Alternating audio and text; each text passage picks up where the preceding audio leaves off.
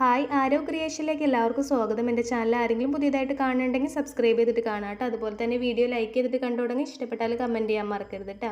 ഇന്ന് നമുക്കൊരു കായ വറുത്താലോ. ഒരു കായേ ഉള്ളൂ കേട്ടോ. രണ്ടറ്റങ്ങളും കട്ട് ചെയ്തതിന് ശേഷം അതിനൊന്ന് വരഞ്ഞു കൊടുത്തിട്ടുണ്ട്. എന്നിട്ട് അതിനെ പൊളിച്ചെടുക്കുക കേട്ടോ.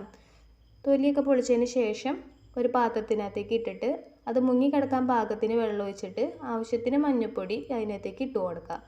എന്നിട്ട് ഒരു 10 മിനിറ്റ് മാറ്റി വയ്ക്കുക കേട്ടോ. അപ്പോൾ അതിൻ്റെ കറകളൊക്കെ പോയിട്ടുണ്ടാവും. ശേഷം അതിനെ നന്നായിട്ട് തുടച്ചിട്ട് ചെറുതായിട്ട് അരിഞ്ഞെടുക്കുക കേട്ടോ. ഞാനിവിടെ കത്തി ഉപയോഗിച്ചാണ് അരിഞ്ഞെടുത്താണത്. ഫ്ലെയിം ഓൺ ചെയ്ത് ചീനച്ചട്ടി വെച്ച് കൊടുക്കുക കേട്ടോ.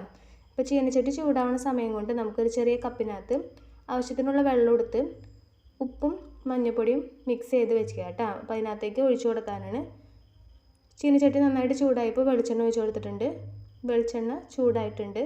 ഒരുപാട് പുകയാൻ വേണ്ടിയിട്ട് നോക്കി നിന്നിട്ടില്ല. അതിന് മുമ്പായിട്ട് മീഡിയം ഫ്ലെയിം ആക്കി വെക്കുക. എന്നിട്ട് നമുക്ക് കായ ഇട്ട് കൊടുക്കാം കേട്ടോ. ഇളക്കി ഇളക്കി കിലുങ്ങണ പരിഭാവുമ്പോൾ നമുക്ക് അതിനകത്തേക്ക് മിക്സ് ചെയ്തിട്ടുള്ള ഉപ്പും മഞ്ഞൾപ്പൊടിയുടെ വെള്ളം ഒഴിച്ചു കൊടുക്കാം. അപ്പോൾ നന്നായിട്ട് പതഞ്ഞ് വരും. പതയൊക്കെ അവസാനിക്കുമ്പോൾ നമുക്ക് കോരിയെടുത്ത് മാറ്റാവുന്നതാണ് കേട്ടോ. ഇതുപോലെ നമുക്ക് അടുത്ത കായ വറുക്കാനും റെഡിയാക്കി എടുക്കാം കേട്ടോ. ഇതുപോലെ ഞാൻ 3 റൗണ്ടായിട്ട് വറുത്തെടുത്തിട്ടുണ്ട്. എല്ലാം കഴിഞ്ഞിട്ടുണ്ട് കേട്ടോ കായ വറുക്കൽ. അപ്പോൾ സിമ്പിളായിട്ട് നമുക്ക് കായ വറുക്കാവുന്നതാണ്. നല്ല ടേസ്റ്റി ആയിട്ട് കിട്ടുകയും ചെയ്യും കേട്ടോ. ഇതുപോലെ വറുത്തിട്ടുണ്ടെങ്കിൽ നല്ല കിലുങ്ങണ പോലത്തെ കായ വറുത്തതാണ്.